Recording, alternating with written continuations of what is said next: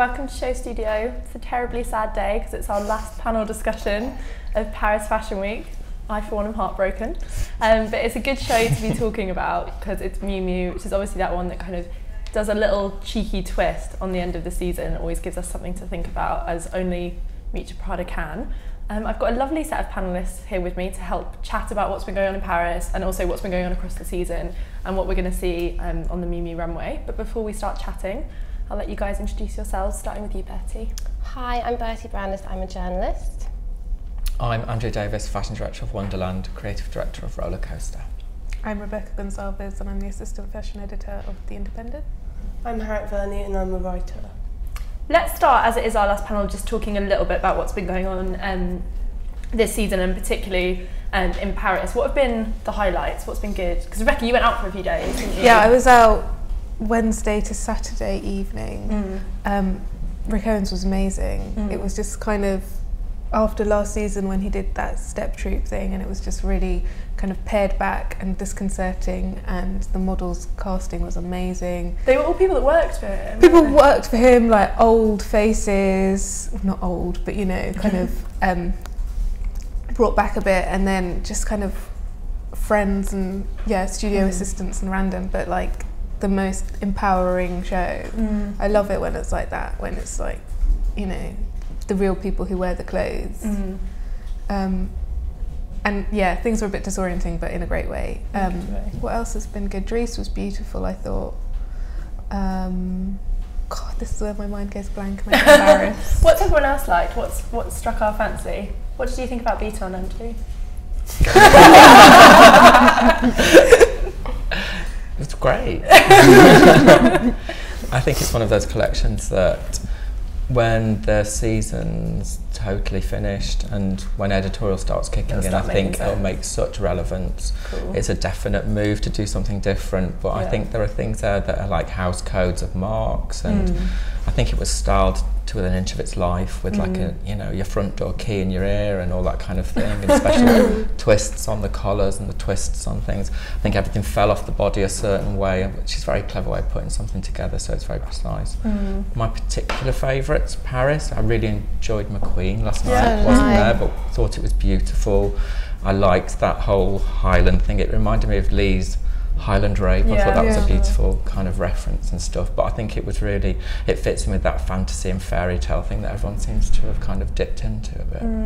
So that was the highlight. You were kind of nodding enthusiastically. That one I thought was so beautiful. Also because a lot of the time you'll see a McQueen show and you'll be like, that's beautiful in itself, kind of far away, and I could never imagine wearing it. But these had shapes and silhouettes, like that kind of like square neck and then the sleeves like this, which were like inspiring for kind of like evening wear, even for me in London. So yeah, I thought it was really beautiful. Yeah, really relevant, really beautiful. That's interesting. Harriet, what have you seen that struck your fancy? Oh, I haven't been too keen this season. But I think, I mean, I love the McQueen. Yeah. I think that's probably the first Sarah Burton McQueen that I've seen, and I've actually gone, thank God, he's almost made a comeback. But I think it must take a while since he died for her to finally fit into her own shoes, you know, have her own style, which, yeah, I thought they were beautiful, and you're right, they're wearable. Chanel, I mean, I'm not too keen on the clothes, but the props were really funny. I thought that was great, and I like the way the catwalk isn't just straight up and down anymore, and even what we're seeing at Miu Miu just now, just the set. It's interesting to see that people are sort of playing around with sets, and I think that's quite a Lee thing to do, and that's interesting. Yeah. Andrew, you said something which I found quite interesting. You talked about that kind of fairy tale thing that everyone's doing, and that kind of leads quite nicely to Miu Miu, because it feels like there's this real sense of whimsy that's kind of struck fashion's fancy at the moment, if you will. People are very into this kind of almost cartoonish girlishness, and that fairy tale thing. I think that's a really astute point, and we see that a lot with Miu Miu. I think particularly last season it was almost kind of sickly and strange. Why do you think everyone's doing that at the moment? Well, I think everyone needs a narrative and a hook to sell their collection, not only to stylists but to customers and stuff. I think, you know, always in a winter season we see people doing like oversized and blankets and wrapping because, you know, we're at difficult times and stuff, and we saw that Calvin Klein in New York. And then the escapism thing is the fairy tale, I think, and Dolce did it, and I think, you know, McQueen did it last night, and I think we'll see that again and again. And for us as stylists, it's a great hook to do a themed shoot with. Do you know what I mean? It makes it all kind of relevant. Yeah. But do you like it when a collection's got a clear narrative when you see it on the runway, or would you prefer to kind of put your own narrative on something? No, I mean, for us it's quite exciting because it helps us with what we're going to do for the season. It's not the only way that we perceive a collection. I think it's great to take things out of context as well. Sure. Dolce very cleverly do it, so it's almost difficult to shoot other brands next to you because it's a very specific thing, which in a way is that you have to feature their product and you have to do a full page, and it's a very clever way of operating, I think. Yeah, that's interesting actually. Bertie, talk to me a little bit about this girlishness thing. I'm interested to get your take on it. I think it's good. I think whimsy is the right word, but I don't. If you introduce me to somebody and describe them as whimsy, I'd be like, I hate you. I think it's like bubbly, isn't it? Yeah, Miu Miu is always rooted. Yeah, exactly. It's like, but I mean, what does it even mean? It's like, oh, the long hair fairy tale. Yeah, it's there, but I think with Miu Miu, it's always rooted. So I thought, you know, that hair and the lip gloss. Yeah. That's so normal and so brilliant, and that's so schoolgirl and sort of like almost Mean Girls and cool, and that really rooted the whole collection for me. I know it was in the styling, but it was still such a fundamental part of that show. Yeah. So I'm really excited to see how that, it's girlishness, but I feel like it can grow up a bit and how that's graduated into this collection. Obviously, girls at Chanel graduated from like art school students to Trustafarian shopping women this season, so maybe the Miu Miu girls growing up. Personally, I really didn't like the Chanel show, by the way. Why didn't you? I just thought it was so Tumblr conscious, the whole thing. It just really infuriated me, and also I really don't like that silhouette. I'm a bit bored of it. I feel like we need to move away. I guess that's an interesting point that you raised, this idea of stuff being a bit gimmicky, which we do see a lot. Totally gimmicky, and Machino, so gimmicky. But it's a similar thing. You could put that. I know it's very different in some ways, but you can put that with the kind of the Miu Miu look, something that's kind of a trick in the styling, something that's very girly, almost a bit cartoony. Why does it work when it works, and then not in the case of Chanel, as you were saying, Rebecca? Well, I think the thing with the Chanel show, it's just kind of flexing the muscles and it's showing the might, and I think it is actually, like yesterday, Instagram, Twitter, all those sites were completely flooded with those pictures. And I mean, the detail was insane. Like, it was like a leg of ham, and it was like Cambon de Cambon. And it's just like, that's quite cool. It's so funny. It's so funny. You don't think of something like Chanel or Karl Lagerfeld as having that sense of humour. You think of them having a sense of humour that's a bit off, but like that is brilliant. And it shows that they really know how to work the system, which is, you know, not necessarily what you want from a fashion house. The collection, I wasn't a massive fan of as well, but I think the difference between some designers is it's not so kind of, the way it's thought out, it's kind of natural and organic, and sometimes it is clearly, let's show off our might. Yeah, definitely. It's much, not Machiavellian, but there are those machinations behind it. Definitely. It's like what Mandy Leonard said about the Chanel logo last time. I mean, it's just, it pulls so much strength, doesn't it? From Portobello Market to get some cheap £5 knockoff Chanel logo earrings, all the way up to, you know, buying the clothes. So I think it's really clever what they did, and they sort of make a tongue-in-cheek point about their power. I guess it shows what they're about. They're about their brand rather than being about the sort of the immediate fashion. And I think it's kind of come full circle. It's like, you know, it's directed at those Muppets outside the show that wear but who actually wears Chanel? Far too many clothes, a bangle, a fluoro sock, who want to get Instagrammed like crazy, and it's like, it's their wardrobe for next season. Which is kind of great. Doesn't fashion need to be more of that, especially when it is a house like Chanel that, as sort of Harriet very astutely says, has such a reach. You know, Chanel's not just for those outside the show in the way that Moschino perhaps is. I think it was just taking the piss a bit, particularly out of those people outside the show. I think it feels like... It's just very consumer conscious, isn't it? I mean, that Moschino show and that Chanel show, you basically walk out and the word consumer is just like in your eyes when you shop them. Which I guess is where fashion's heading, because people need to sell stuff at the end of the day. Oh, it's sad. It's the future. No, it's been a great season. It's amazing. You think shows. It's been a great season? Yeah, I think struck her fancy. I think there's been some great highlights and stuff. Because I'm not drinking. I think there's been some obvious things, but I think there's been some great things from New York to London. I think London had a really great season. Yeah, London was amazing. Like Christopher Kane was like the most exciting thing that I've seen for so long in London. I think it's brilliant, and it feels new, and it feels like he's developing his own house codes there, which I think is really important. As we're doing Miu Miu, what do we think of Prada? Liked it. I wasn't at the show, but the set was the same as the men's show, and I found the clothes were really hard to look at, but you were made to look at them at a certain angle. You were made to like sit like this, and the girls walked past you, or the guys did in the men's show, so you kind of missed the outfits a bit, so you didn't really see anything till the re-see. So I didn't enjoy the setting and stuff, because for me I found it difficult to digest the show. I like to see it very simply in front of me and stuff. The colours were amazing, and like the big shearling stuff, I thought it was really beautiful, very comfortable. What was your take on it, Rebecca? Did you like it?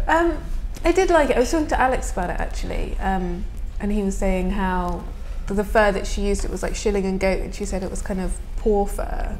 And it's just so, I mean, that's a quote right there. For spring summer she used like mink and sable, and it was completely insane. And then to just turn it around, and from autumn winter to just have, you know, trims and then full pieces, but in that poor fur.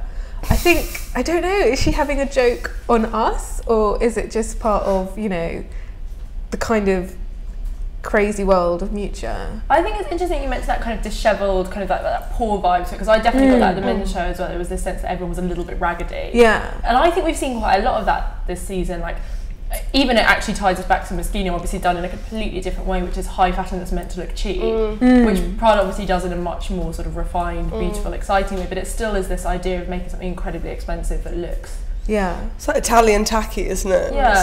It's interesting though. I think we do see that at Miu Miu. I think this idea of kind of like playing with things that perhaps aren't considered luxurious, you know, particularly last season, those schoolgirl tights and you know, some bad wallpapers. And well, why does that feel quite now? Is that back to this idea of fashion having a bit of a joke with us? Is fashion finally... That's her thing though, isn't it? She instantly starts a collection with things that she disliked. She hated golf, and there was a men's golf collection a few seasons ago, and so I think to attack something and subvert it to you finally liking it, I think it's a very intelligent way of thinking about things. We all huge fans of Miu Prada, then you kind of can't help it. She's a I really wanted someone there to be like, no, actually, she's really overrated. What makes her so great? Why does everyone love her? Is she just smarter than I guess other the depth people? of reference in her collections is impressive. And it like when you put it against younger designers or kind of less refined designers, you can really see the depth there of thought and reference that's gone into it, which is refreshing. It's like intellectual fashion, which I think is like fantastic and underrated. I mean, obviously she's not underrated, but people don't really seem to feel it's that necessary to go back, or if they go back to the archives, they're basically just ripping them off now. So it's her kind of novel nostalgia, which I think is quite brilliant. And it works on so many levels. I mean, fashion kids love it, designers, stylists love it, but also it's my first point of reference when working with a client, private shopping with somebody, because their basics are genius. Do you know what I mean? Like cashmere coat, like the simple things that a guy should have in his wardrobe, there's everything there. And it works for both consumers as well. The store's kind of split into two sections really, which I think is really clever. That's a really good point actually. And I think it's true that there is an intellectual approach to it, but there is something much more kind of sexy there as well. It's not kind of that strict aesthetic that is going down one direction, and you'll only ever get that from her. You'll get something different every season, and it's like sometimes it's a continuation, sometimes it's a blank slate, and that's just you know how hard designers work. So to be able to do that is very, very awe-inspiring. And it's very interesting for her women's wear. I think she presents lots of different kinds of femininity and lots of different views of sexiness. And Harriet, when you were on the panels, we talked quite a lot about, you know, different views of sexy that you see. You know, we've talked about how you're not a big fan of the Chanel silhouette because you find, you know, that kind of the McQueen silhouette much more sensual. Do you find the way Miu Prada plays with sexuality and kind of does stuff that's kind of jarring and not traditionally sexy? Do you find that exciting in a designer? Or are you I think in the same way that men find like manga porn sexy, you know, like little Japanese girls like that. You're not really meant to, but you do, because it's young and it's youthful and it's quite naive, but she's very clever what she's doing. And I think kitsch is very now. I think everyone wants to talk about their youth a lot and be like, oh, do you remember this? Like, everything's making a comeback. I think for fuck, sorry. Do you want me to pick that up? Okay. You know, the 90s make a comeback. I think I think she is sexy actually. I think she's really sexy. I like that I did it bad sexiness because that was the thing. It kind of made guilty sex. Yeah, really guilty sex, which is really good. Yeah. But also, I think the casting in the Miu Miu campaigns is always really spot on, and the casting in the current campaign is really spot on because it focuses on. It's kind of like after adolescence, but it's a young woman. To quote Britney, not a girl, not yet a woman. Always focusing on that kind of age group, which I think really struggle to find themselves in the press as we are, as like actually sexual beings without being completely commercialized all the time. And she's great at creating, like, it's quite demure, still so sexy and young but not kiddie young. Yeah, really interesting, really good, basically. They've literally got everybody out, haven't they? No, it's quite impressive. I love the It's so thought out the shots though. She's the most wonderful woman ever. I think she's the most beautiful. Do you think woman she was good in 12 Years a Slave? Oh my goodness, she's absolutely incredible. She was so good in that film. I watched a speech she gave this morning at the Essence Awards, where she was just like, I couldn't even consider myself beautiful at all until I realised that Alec Weck existed. And then she could see herself reflected in someone else. No, she's fabulous. Back to this girlish thing, because I'm really intrigued to get your opinion on that. Fabulous is looking to me. I'm interested because you kind of said it doesn't look kiddie, but then I think there's a lot of high fashion that we're seeing that does kind of look a bit kiddie, and last season did. And why do grown women want to dress like girls? Is it just that we fetishize youth? Is it just that youth is seen as kind of the ultimate? But I don't know if they actually do. I think that's what they do at the shows. Do you think so? I think all women have a thing about age, whether we like it or not. Older women don't like younger women. It's just a fact of life, isn't it? Do you not agree? No, I'm not talking our age, you know, a lot older, but I think everyone wants to relinquish their youth, and everyone wants to feel good and sexy, and no one wants to be a mutton that's just like... I think it's about reliving those moments of your teenage years, which were like your favourite years when you look back on things. I mean, I love to wear things that I wore in the 90s because it reminds me of such a good period in my life, and being in Manchester and clubbing and having so much fun. And I think that wearing a garment that takes you back to that place is such a nice moment. I think it's really important. That's interesting that you talk about nostalgia like that, because we had a long discussion on the Saint Laurent panel about the kind of women that buy it, and is it people that actually... Who does buy something? Just quickly. What conclusion did you come to? Well, we had someone who works at Selfridges who sees it being bought, and he was like, the women that buy it, they're like over 40, they come in, they just like the pieces, they remind them of things they probably already own a little bit, and they just, it's not like this cool 20-year-old, it's like a woman that's like, oh, that'll look nice at Nobu, like a kind of... I feel like as mean as their press department are, they must give away so much to young people, because otherwise no young people would wear it. Yeah, I know, it's a strange one with Saint Laurent, because this is what we were talking about, this idea of it. But do you not think that that's part of the thing, that they're presenting an aesthetic that makes people nostalgic because they remember it? Cause definitely. I think the tux is really sexy with nothing underneath it. Stuff like that. Definitely. I think it's really cool. But it's not new. What it's kind of that it reminds you of women that wore that. It doesn't need changing though. I think that's one of the things that actually should stay the same. I think the thing is, there's two things about the nostalgia thing. I think when you're at that formative age, that's when you create your idols and they stick with you forever. So being able to resonate back to them is always going to be attractive. And then also I think a lot of people who are powerful and successful and wealthy enough to afford these clothes aren't necessarily having the life they thought they would. They don't have it all in the way they thought they would. And I can imagine that harking back to a time when things were simpler, when it was fun, when you could go clubbing, when you didn't have the responsibility, is a really attractive prospect. That to me seems like what it's about. Because I don't think there's someone going out there and thinking, oh, if I buy Saint Laurent, I'm going to look 10 years younger. No. I don't think anyone is that naive. Or like those pink lace-up Miu Miu boots aren't going to make you actually feel 16 again. And I think people take it too far. I remember that season when Ala de la Russo was wearing the flower print stuff and she looked like Dora the Explorer. And I just thought that's a bit too far. But it is, that's what I find strange, is this idea of grown women dressing as little girls, and I think you do see it, even, I know it's a kind of an exaggerated idea, but like even the huge success of the pink coat, you think that, you know, that kind of sickly pink coat, and glittery shoes, you know, things that are actually really normal and most women now would have in their wardrobe. I really think that this is being pushed from like a hard sell perspective, because these are things that you buy but you don't wear every day.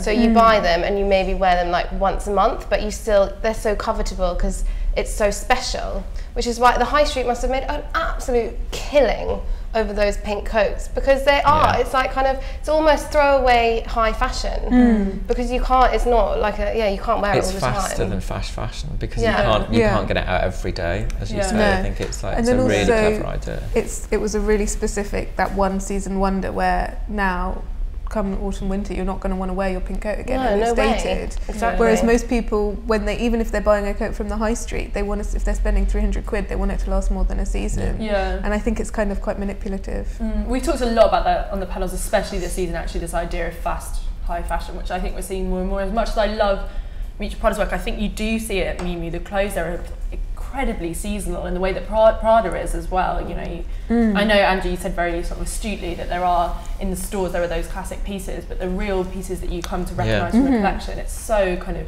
you know, imagine people trying to wear those spring summer fair coats now. Or even trying to shoot them. Well, you couldn't really. It looks so...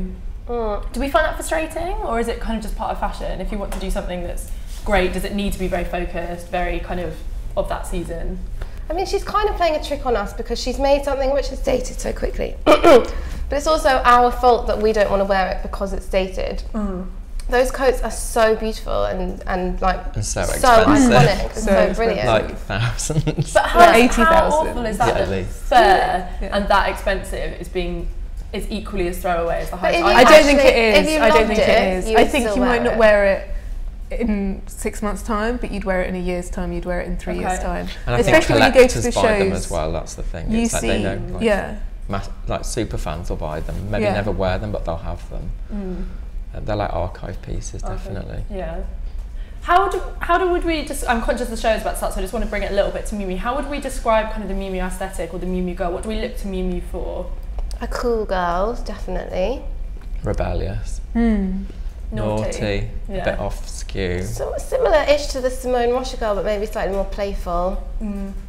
I imagine she's a bit demure, but she's like the twisted virgin suicide in her as well. She's a little bit witchy, isn't she? She's a Margot Tenenbaum. I think Margot Tenenbaum is Miu Miu. Yeah, I think so. Pretty much. Do you think it's apt, and we've talked a bit about show ordering this season as well, which is a topic that I also find quite exciting. Do we think that it's apt that Miu Miu ends Paris? Because it does always feel like she does a little bit something that kind of kicks the season or something, you know, it never kind of seems to finish the season. It always seems to kind of ask a few more questions. Do we need a bit of that? Because I guess we were talking... That's right. Well, because we were talking this morning about how, you know, Mark always did Vuitton on the last day and it was kind of this big theatre to end it. And Oriel Cullen, who's from the V&A, quite astutely said that now we've got Gasquet, it doesn't feel like that's going to be the same, a similar ending show week. So is Miu Miu's position there even more important then, as something that kind of gives you a little bit of a jolt on the last day? Yeah, she's like the after eight. She's like a nice little chocolate that you get at the end of Fashion Week, but then maybe there's mint inside. So it's still a surprise. Definitely don't put that quote on Twitter. No, you can tell you're right. It's like an after eight. There goes your Christmas gift. Do you guys agree with that? I see what you're saying. It's like something lovely and delicious and beautiful, but there's a kick to it. It's not, you know, Prada, you can never swallow it easy. It always makes you a little bit. Let's not dwell. The front row, on the other hand. I do think that's true though. It's not kind of like an easily digestible end of the season. Hard to swallow. No, keep going, just torture From their perspective though, you know, they've done a massive show and they need as much time as possible to get that show together, so the last show for them is bang on. It's bang on. Do we think there is another show? There are shows afterwards though as well. Yeah, people get that Eurostar after lunch, don't they? But there's Hermès, which I think is always amazing. Can we talk a bit? I know, Rebecca, you've done a panel before where we did Mark by Marc Jacobs, and we had a really interesting discussion about kind of sister lines and diffusion lines and how that works. And I think it's actually a really interesting topic that probably doesn't get enough discussion on these panels. What makes it work really well when we have a designer that does two different lines? Is it that there's enough distinction between the two? Is it that one feels slightly younger? What's the best way to make it work?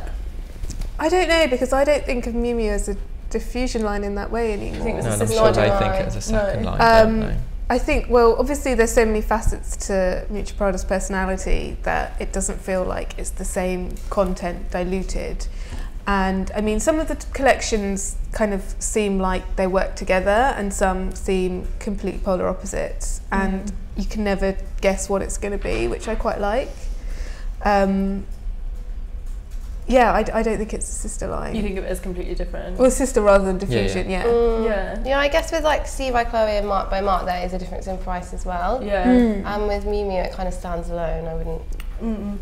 Yeah, like I mean, generally, I would think, oh, you'd buy See by Chloe because you like Chloe, but you can't necessarily afford it, so you know. It's the same with McHugh and McQueen. Exactly. Yeah, but with Miu Miu, it's like you buy Miu Miu because you love it, and there are loads of people who I think are much more Miu Miu people than they are Prada people. How has it got to that? How has it achieved that though? Because I think you're completely right, but I think there are so many brands that would like. I think we're definitely seeing that now at Mark by Mark and Mark, that they're trying to do exactly that same thing.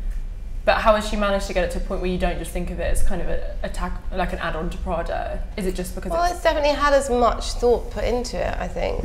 Whereas often you'll see those sister lines and it's a complete afterthought. And also it has its own identity. It's shown in Paris, the main line is in Milan. It's been going for ages. It's named after her childhood nickname. Like there's so much that is obviously thought out and personal about it that it's not. It doesn't seem like a money spinner in the way that some diffusion lines can. And in that boom time in like the 90s and the early noughties, when everyone did diffusion lines, Dolce, the D&G and everything, Moschino, Cheap and Chic, it was basically to shift your denim and t-shirts to start with. That's what it was, and then it developed into like full ranges and full proper collections and stuff. So I think it's developed, you know, Miu Miu I think started off very simple, and there was a lot of denim and sportswear, and then it kind of evolved, and now it's that sister line. Doesn't feel second rate at all, does it? No. I think it's on par. Just a different clientele. You'd just be just as happy getting just carry a bag full of clothes from Miu Miu as you would Prada. Little request. Well, some will. That made me laugh so much. Let's talk as the show starts though, just a little bit more about Miuccia Prada as a person, because I know we touched on this idea of intellectual fashion, but I don't feel like we've kind of got her character sort of dissected enough, because she's such an interesting person in fashion that she's not a fashion person. Does that make a difference? She hasn't done what Carl's done with his face and his image. Yeah, exactly. And I think that's so refreshing. She's so old school. She's like, not promoted. Yeah, it's really nice. Can you actually, I'm intrigued, you know, it's mystery. But I'm a bit bored of seeing Carl everywhere, to be honest, and his silhouette and everything. Yeah, it's so obvious. But it feels like that's the way you have to be a modern designer. We see that with Marc Jacobs, where he puts himself in his advertisements. You know, Miuccia Prada she's very different to how other designers operate, I think. Do you think that's been part of her success? That kind of, because she always feels a little bit like she's above us all, but it's like she's not telling us that, we're putting her there. You know, she doesn't feel like she's definitely she's not talking down. I think it's mind control. I really do. Because she loves it, like when you wear her clothes and you go backstage and you're in the clothes and stuff, and you feel a bit of a plonker wearing the clothes from the season before, sat at the show, but she actually loves that. And she always registers that you're wearing the collection before she starts a conversation, which I think is great. So she's very smart when it comes to things like that. That's quite a reality to that. We've talked a bit about that on these panels as well, that we intellectualise fashion a lot, but I've said it a few times now, but the thing that if you speak to most designers, the thing that they like the most is when people wear the clothes, not when people intellectualise them or talk about them. And I think years ago everyone used to wear Com or Yohji, and designers wore Com and Yohji, and you know, Raf Simons wears Prada men's, and he comes out in Prada men's at the end of the Dior show, so that's the influence she's had on people. Marc Jacobs absolutely adores her. Yeah, it's interesting you say the influence she's had on people, because I think she is incredibly referenced. And do we kind of like that when designers are really open about other designers that have inspired them? Because I think Prada's referenced in two ways. She's referenced in a way that she's just point blank ripped off, often by younger designers, but then she's also referenced in a way by designers who are more her peers, who acknowledge the huge influence she's had on them. Is she too referenced, or do we kind of like it when a designer can say, like, this person's, like, kind of going back to what you're saying about Vuitton, that Gasquet was like, I adore what Marc did, I'm going to channel that. I think they're flattered in a way, they're annoyed in the other way, that, you know, people are making money off their backs and stuff. I'm sure I'd be. So if you're an artist, you don't have your own art on the wall, do you? You have everyone else's. I think it's really important. Unless you're James Franco. In which case, is that true? You do. But we've all seen this as the end, I hope. No, I love him. You're going out some crackers today. You're really great fun. It's quite curious though that she's penned everybody in again, because she's done that for quite a few seasons ago now, and I feel like she's doing that on purpose. I quite like that though. You know, you were talking about the Prada show when she put us all in pits, and it was kind of like. I like being in the pit and not a pen. That was good. I just feel a little bit more special. And we talked a bit about Chanel. I think it's important to discuss because it's kind of, I can't ignore this like incredible set that we're seeing here.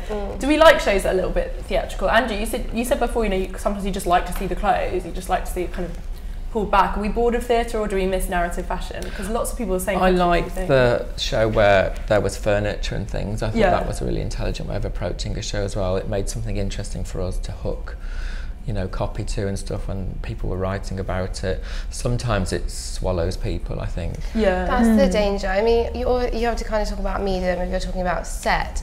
And the thing about medium is when they do a good show, the set is like, it's there, but you're noticing the casting, you're noticing the outfits, you're noticing like the mood of the girls and the attitude. Whereas sometimes it can swallow them up, you're absolutely right. So yeah, it takes a certain kind of confidence in a season that we've just had to just do like a bare, straight catwalk. So and it's good. Sorry. It's good that those days have gone where there was like Galliano, McQueen and Westwood, where they were like proper full-on fantasy sets and you were really taken somewhere, and I think it's nice to see something a bit like the Vuitton one this morning. I mean, obviously we were going to see a stripped back set and stuff, but I'm sure that metal case bubble that they all sat in today cost nearly as much as that train did that time. 6 million. It's 10 actually. Was it? Yeah. Oh my god. There's that thing of like you mentioned Mark, you mentioned Galliano, you know, you were talking about Lee McQueen and Westwood, and people often kind of mourn the end of narrative fashion on these panels, but do you feel like we see just as much narrative, it's just done in the kind of Miu Miu Prada way, which is perhaps a little less theatrical? I think those kids that were at school that are young fashion designers now, a few of them, pull from that because that was when they first got into fashion. That's what got them into fashion, all those kind of shows.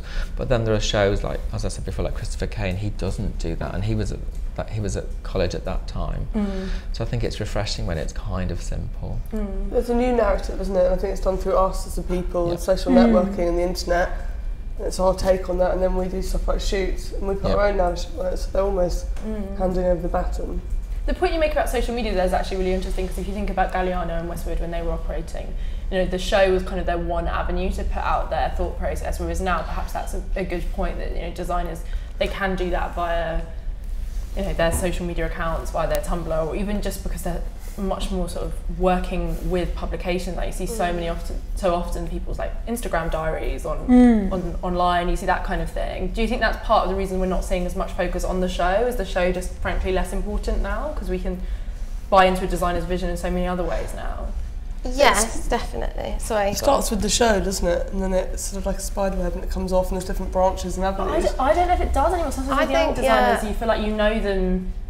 Young designers maybe not, because they don't have the money to do something like this. I was speaking to this amazing menswear designer, Martine Rose. I interviewed her quite recently, and she was so disillusioned with the whole concept of Fashion Week and shows, and how you put something out there during Fashion Week and it's immediately taken away from you, because as well as your own social media, like everybody else can then put their own music, put their own filter, like change your vision completely.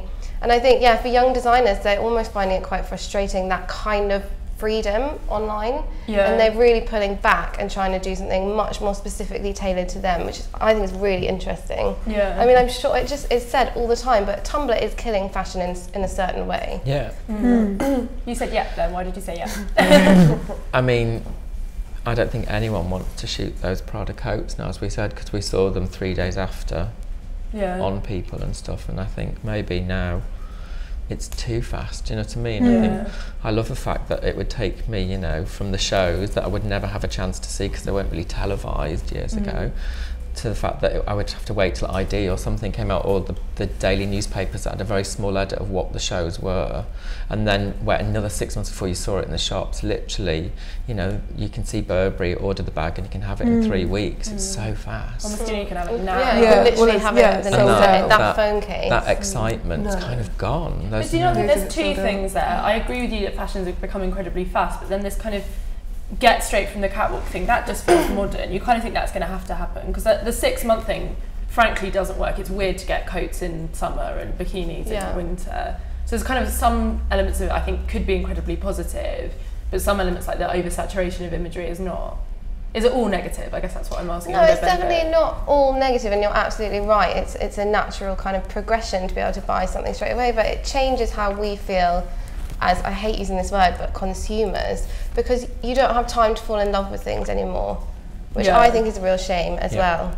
You don't have time to kind of covet. And also, I mean, it's dangerous. Think about what you buy at sample sales that you regret buying. No, seriously. Imagine if you could literally click buy and you're like, fuck, what have I done? All my money, and it's disgusting and everyone has it. I guess it's impetus on us to be more creative, more decisive. How has it changed your role at a magazine, Angie? So you say when you started out, you know, that you must have felt there was an element of kind of, when you were styling and working, you must have felt like you were educating your reader, because they probably wouldn't have seen the stuff. Whereas now you know that they'll have seen it already. And even from looking at magazines as a teenager, there was just such mystery in the job, and now we know exactly how it is, and it destroys a lot of that fantasy, which is one of the reasons I think I got into fashion, because it was such a nice escape from everything. From my job in particular, it's difficult now to wow a reader because they've seen it already. They've seen it on somebody, they know what it looks like, they know what it moves like, they've seen the video. It's kind of like, I really need to do something quite special. I have to work twice as hard to make something look amazing now on page, because otherwise it's just a bit dry. Yeah, you basically have to interview the designer or get it on a celebrity to make people interested in it. I think the thing is, it's kind of split that editorial thing in, so that you have people who really do push the boat out and try and make something amazing, and then you have the people who just want to tick the boxes. They want to have the Prada coat, they want to have this, they want to have that. And I think the right readers will be literate of that, but then I think a lot of people don't necessarily understand the difference, and they'll just be like, oh, it's on a celebrity, I love it. Yeah. Who are you laughing at there? I wish it was Shannon Doherty. It's really not cool. Who is it? Rihanna. Is it? Yeah. Look. She's good. Terry Richardson's there as well, which makes me a bit... Jared Leto. Yeah, next to Jared Leto, who I was just starting to like again. So he's so sexy. He's amazing. He's good as a tranny. He's so beautiful. He's so beautiful. Dallas Buyers Club, brilliant. I haven't seen it yet. Is it My So-Called Life? So good. Unbeatable. It's interesting though that we bring up film, because this happened a lot on the panels, and I think, you know, Miu Miu is something so cinematic about what she does, especially in the last few seasons. She's really obsessed with cinema. And is that what makes great fashion, when it kind of touches you in the way that a movie does? Because you rarely talk, you know, people talk about film with such passion and such excitement like you kind of did, then you have to see it. Is there too much fashion? Do we kind of not have that ability anymore to be like, do you know the way people talk about great shows, and they talk about it like it was like the best film that they ever saw, and it's that thing again of like, you have to see it. We kind of lost that a bit, don't you think? You rarely hear someone go, oh my god, did you see the show? You have to go and watch the video in the way that you they do about an old McQueen show or something. Some medium shows you'll get that, I think. Yeah, I think so. But you're right, there's a kind of cinematic... There's an apathy now because there's so much, I think. Well, it is the last day of Fashion Week, so... Yeah, maybe we're just all really... I reckon. Maybe you're tired, love. It's different when you're in the industry and when you're a consumer, if you want to call it that. People who wouldn't like, you know, there's people who want to see the clothes and buy them, but don't necessarily care about, you know, how the audience was sat, or so much that is done for us. And I think, you know, no, he's telling me what to do today. Liam's in charge. So wait, is this the right music? Yeah. Oh, it is. Can we Shazam it? It's yeah. It's wait. Oh. Yeah, you know. Why? New Order? No. Yeah. Is it new? It's Why are we being so slow? What is it? Yeah, Detroit. Well done, Sarah Cleaver. Best intern ever.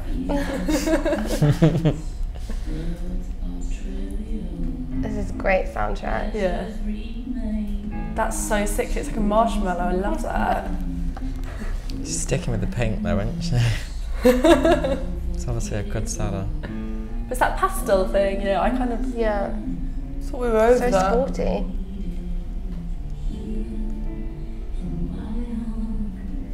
That's a really interesting skirt shape, so I really like that with the slightly longer. Can really see Sam Rollinson wearing this. Yeah. It's almost like a sporty version of last season. Yeah, exactly. Shoes are good. It's like last season she was being nostalgic, now she's being futuristic. Yeah. Oh my god, Very that's like summery. Those shoes. Yeah, it's really summery. Those are like fetishy because they're like, you know, fluffy handcuffs that you do. They're wellies, aren't But they? they're And if it's really summery, that means it's available next week. Yeah. Basically. I like kind of that Sloaney thing though that she's doing. It's really great. The hair and makeup is always so on point as well. So good. It's so fresh. Oh my god, that's amazing. It's really amazing. I love the red shoes. That's so nice. That's so good. Such good shoes. Yeah, really good Amazing shoes. shoes. They're really retro, that kind of like 90s, like Manolo kind They of always do brand. good shoes, Miu Miu do. Yeah. Ooh. Except for those. Apart from those. Yeah, we're like, they always do grey shoes, and then that's what I'll do with see. It's quite ski They're like bunny. kiddie shoes, like Yeah, it's a really ski bunny. Yeah, There's something. moon boots. Yeah. Paddington Bear.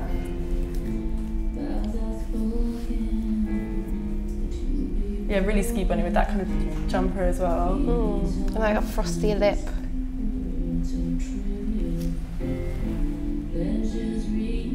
I just find it really, it's one of those amazing clips where it does get under your skin, it feels a little bit sick always. I really like that.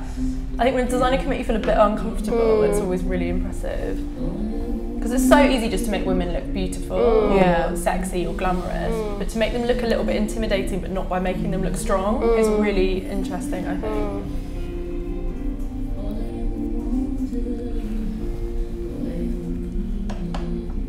I like the bra Sexy. show. Amazing. Yeah. But that kind of, that's back to the kind of what she was doing at Prada as well, that kind of slightly dishevelled, my clothes are falling off me. It's like naivety, isn't it? The young schoolgirl's buttons are undone. Yeah, exactly. The teacher's perving on I like that bag. It looks like a rucksack strap. Yeah. And then you see it's like a dinky little cup, sort of. Yeah, it's good. Do you like it, Andrew? Yeah. I think we all do. We're all leaning into the TV. Mesmerised by it. I prefer this to last season even, I think, because it's quieter. I think it's not costumey at all. Yeah. I loved last season. Did you? Yeah, I loved it so much. But I felt like last season it was a collection to influence you. It made you want that aesthetic and you could kind of recreate it. But this, it feels like you want the pieces maybe more. This has been quite an understated season, I think. Yeah. Like I was thinking on the train on the way over here, because you always ask people what your favourite thing's been. And I was like, really nothing. And then the more you think about it, people really start to stand out. And you're like, oh yeah, no, actually Marcus Almeida was fantastic. Simone Rocha was beautiful. Like, it's quiet and then it's brilliant at the same time. But I think quietness, it feels kind of, you need that at the moment. Like going back to the Chanel, the Moschino thing, I think sometimes like, it's got to that point where it sometimes feels like whoever shouts the loudest wins. Yeah, and I think it's good to see designers trying to combat that. Those like goggles, it's quite a swimming pool. I just think it's very uniformy. It's Yeah, like really schoolgirl goes on does her like ski trip, season, yeah. But there's little bits of English stuff in, like the quilting is like a lavenum, which is very traditional English kind of horse blanket quilting. But Did it she do always feels Prada quite and Wes Anderson? They did that video Yeah, together. Prada It fits so well, doesn't it? Well, she's a character, isn't she? You know, she does character dressing. Yeah, the English thing, you're dead right with that actually. Still not crazy about those boots. No. I don't like the way it's great touched on in like the shoes. Jack Wills, sort Yeah, of white that's stuff, weird. all those brands that you Well, really Jack don't know. Will's getting fashionable now, Rich Oh yeah. Yeah. What do you think about Rich and Nicole for Jack Wells? Interesting. Not much. Amazing. Yeah? I went to college with him, so I think it's very good. I love his work, firstly. Yeah. But I can't imagine what it's going to be. Yeah. It'll be interesting if they give him the freedom to actually do something, or if they just want a bit of cool. I guess it's just all outdoor activities. There's like camping, swimming, Yeah. skiing. Hunting, Horsing around. shooting, fishing. Exactly. Horsing Yeah, around. exactly. Well, the these horse blankets. I just want hair like a Miu Miu girl. I know, it's really nice. It's like my life dream. Should we get extensions? I used to have hair like a Miu Miu girl. But I think that uniform thing, it feels kind of like, you know, Alex Fury and I always talk about this, that, you know, that's the reason that British designers are like most creative, is because they all have to wear school uniform when they're growing up, so they learn about having to like customise minor details, and then they can't wait to do something creative. So I think uniform, it's got such a special place in fashion, and I like that hints at this, you know, like people talk a lot about uniform dressing, but it's this idea of how can you take what you have to wear and make it a little bit your own. And that's quite an interesting proposition, I think, now, where everyone is so enthused by separates and wearing these kind of like uniforms, you know, sweaters. Also, uniform has so many different meanings, because I grew up and I never wore a uniform, and I was desperate for a uniform because it represented something so cool about like youth culture and cool girls wearing their short little skirts and stuff. And so like, yeah, now I've grown up, I really gravitated towards it, and I think it represents so much. I think it's always interesting as well, you say, you know, you gravitate towards uniform, and you're saying it looks English, to see Englishness done. Yeah. I always find that really exciting when someone's doing a take on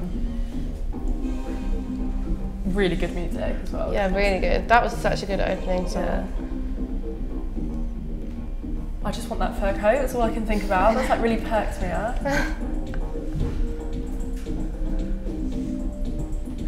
I actually like Vuitton more now I've seen this. Do you? Why? It's more in contact, but it's like people that have stood out and done their own thing, and that's two that are very similar now. Yeah. Talk to me a bit more about that. No, I'm interested. It's an interesting point. I just think the shapes and the pockets and the idea of like outerwear as day wear. Yeah. I think it's quite interesting. Yeah, it's interesting. Yeah, I think the layering in this is akin to what we saw at, you know, like the A-line with the little coat. It's kind of that. And although you may be shocked by what you saw this morning, I think even now it feels 10 times more relevant than this morning, and when you see it in magazines you'll think, oh, that's why they've done that. Yeah, it was such an astute point that you said when you were talking about it. You know that it'll stay in your consciousness for a whole season. Yeah. That's so good. That's so good. I'm interested if that's attached or if that's styling, because it would be amazing if that kind of hood was attached to the... They look all of it look like Legolas from Lord of the Rings from the neck up, don't they? That fringe. See, that's just so sick, that kind of like sports vest that you have to wear when you're playing netball with that little... It's like weird old courage, that.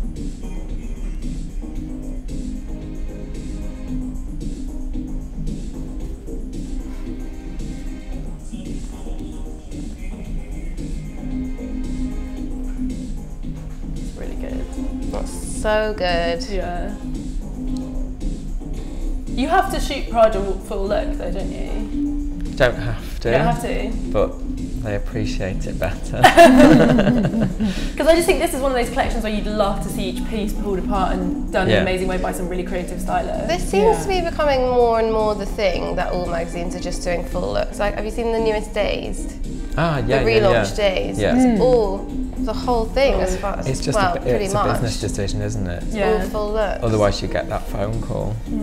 I think that's a shame. Yeah. I really think that's a shame. Yeah, I agree with you. Oh, it's terrible. It stops me doing a job that I've always wanted to do. But it also stops you when you see the editorial. Normally, you see something out of context, and you're like, "Oh my god, I want that." And it makes sense in a new way. Yeah, exactly. Whereas you just see it's like, take that, cut it out. What's the stick point? it on. Yeah. Well, I think it's weird that magazines are kind of championing it. You said it's a business decision, but you think, no, it's the nail in the coffin for them, though, because the only thing they can propose is a new way of seeing it. Yeah, because it's not like they can write whatever they want anymore. Yeah, and totally. I think and also they can't the show fact it that first, like that's the thing. So and also that catwalk look has been shown on Instagram, as we talked about. Yeah. It's been shared so widely. It's not the same proposition as it was 10 years ago. Yeah. No, I find it really, really odd. It feels like a really short-term strategy, but you think... Pop don't do it though. No. Pop is still going strong. But then again, I think some of those brands respect the fact, and they're so excited to get half a credit off certain stylists that I think some people have got the balls to do it. I think they should do. That's It's all power play in this industry though, isn't it? I love this. That would really make you sweat. I know, it's so sick, all of it. I'm really interested with the stuff she's been doing with lengths in this show though, because they're really short with the longer coat, you know. It's interesting when everyone else is taking the skirts to kind of here, she's taking them right back up there. And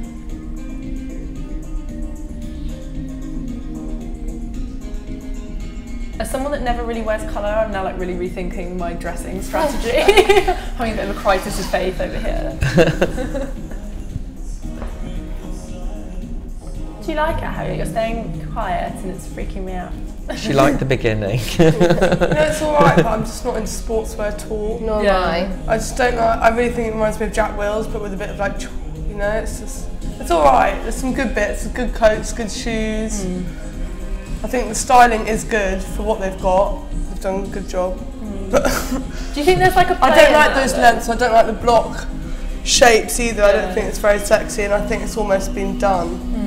Actually. Do you think there's a joke in the fact it looks so much like Jack Wills? It's this idea of what kind of is seen as covetable and what's seen as, you know, sportswear is almost as people put it in such a sort of, they find it as covetable and exciting as high fashion, and they'll pay as much for a pair of trainers now as you would for a pair of heels. So I think there's something kind of ironic in how kids want the latest Jack Wills. But it's like what we were saying earlier, like those coats, we all went, wow, that's amazing. I know by tomorrow, and then by next week they'll all be shot and everyone will be bored of them. Yeah. So I'm just thinking, what's the point of me even liking it? Or it could be a clever way of thinking that if someone's going to buy a Jack Wills, the way they can introduce some of really expensive Miu Miu into their wardrobe is mixing it, because it mixes very well, because it's very similar. Very similar, yeah. So they copy it, they let it be copied for a reason. Yeah. So it encourages you to buy more, I think, maybe. No, we've talked about that, you know, designers who seem to be designing stuff that is uncopyable versus designers who think that it will become more popular by it being really extensively copied, so it almost becomes what everyone's wearing,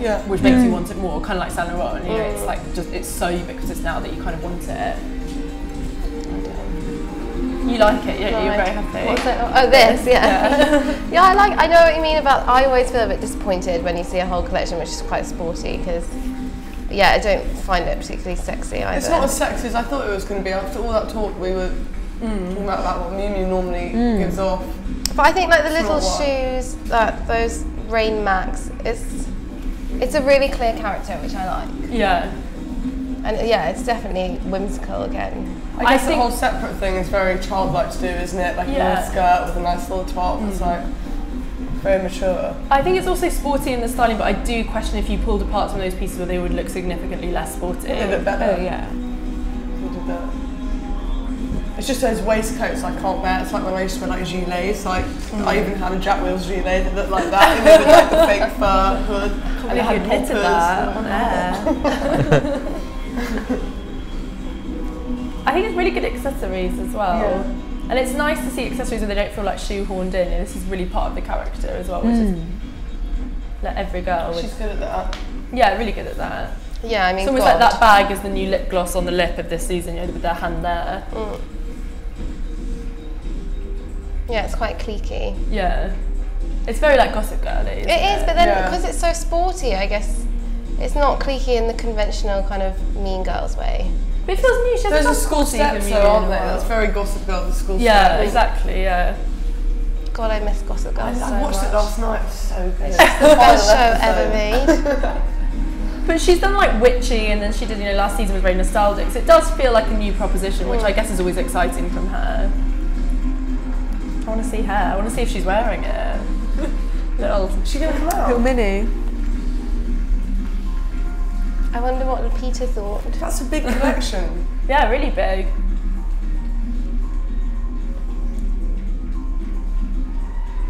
Is she coming? Where is she? She's Aww. So cool. She's so cool. She's amazing. So that was running for the Eurostar. Running to leave. Take me home. So is that a nice, I know it's not the end, as Rebecca very correctly says, I'm being very unfair, but Someone works for Hermes. Is that kind of a nice note to sum up the season for us? Are we pleased with that? Has it excited us enough? We all just seem quite flat, but I don't think it has. No, it's really pissed I think me from a off. styling point of view, it will slot in with Mark by Mark, and I can see those stories already. So I think from someone who has to shoot that stuff, it's fab. It's great. it's going to fit perfect. It's not something that you're going to have to try and shoehorn in because it's some gothic fantasy or something. Do you know what I mean? It helps that narrative, definitely.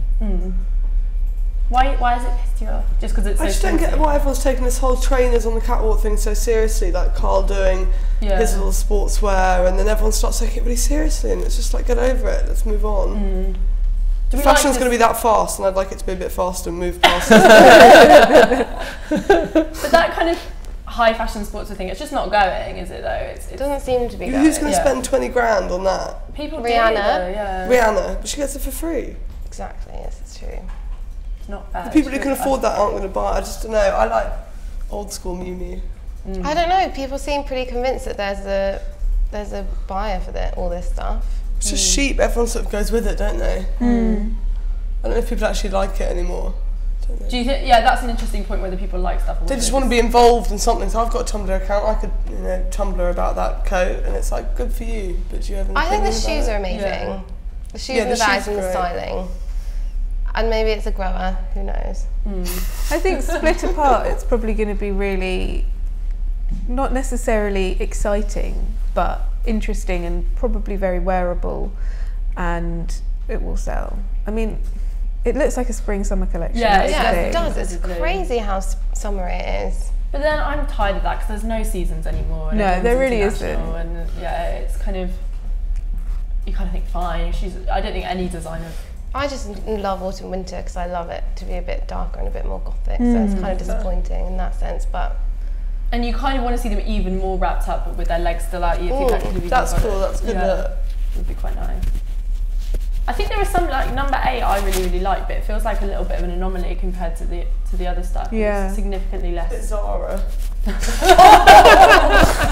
It will be in Zara in like 3 days. Yeah, probably by the time we. It's an easy collection to copy, definitely. Yeah, a really easy collection to copy. But maybe that's the new thing, isn't it? In a way. But last season it so wasn't. I think it was though. I think last season was you could create that aesthetic very easily, whether it was through vintage stuff or with vintage, but I guess they could knock off like wallpaper prints, but it felt so much more unique than this. But do you think that's just because it's sportswear and sportswear is so ubiquitous at the moment? Yeah, probably. Do you like the high fashion sportswear obsession? It depends how it's done, and it depends on. I don't know, the references, if it's trying to be sexy sportswear, I think it's a bit off and not in a good way. But I think if it's kind of that casual thing, the way people actually dress a lot of the time, then yeah, I think it's great. Who's getting it right? I don't know. Not for this season, I don't know. Yeah. I think the Mark thing was very... Yeah, you like that. BMX Manga Girl, I thought that worked perfectly, and it felt fresh as well. It didn't feel like a... But I didn't think, I mean, obviously it was really sports, but I thought it was a much more rounded collection. Yeah, no, definitely. But it's that integration of sportswear into your wardrobe and stuff. And then if you think of luxury sportswear, Michael Kors and Calvin always do that kind of luxury. And you saw Marc Jacobs doing that as well. That I know it's not sportswear like trainers, but it is American sportswear. Yeah. And I think it's rooted in designers' kind of ideas, definitely. So to sum up the season. You haven't enjoyed it. It's been a sober season. I'm really proud of London. Yeah? Yeah. To be honest, so I'm feeling patriotic. I think London smashed it. Yeah, they did. People like Claire Bowers, I thought was great. Ashley Williams, Ryan, all of those. Marcus Almeida, Simone, they were definitely the strongest. Much better than all of this. Well, it's apt that she did something a bit British, because it seems like everyone's looking to London, and so they should be. Huzzah! Thank you so much, guys, for coming in for a Miu Miu chat. Over and out for this season. Woohoo! Yay! Thank you.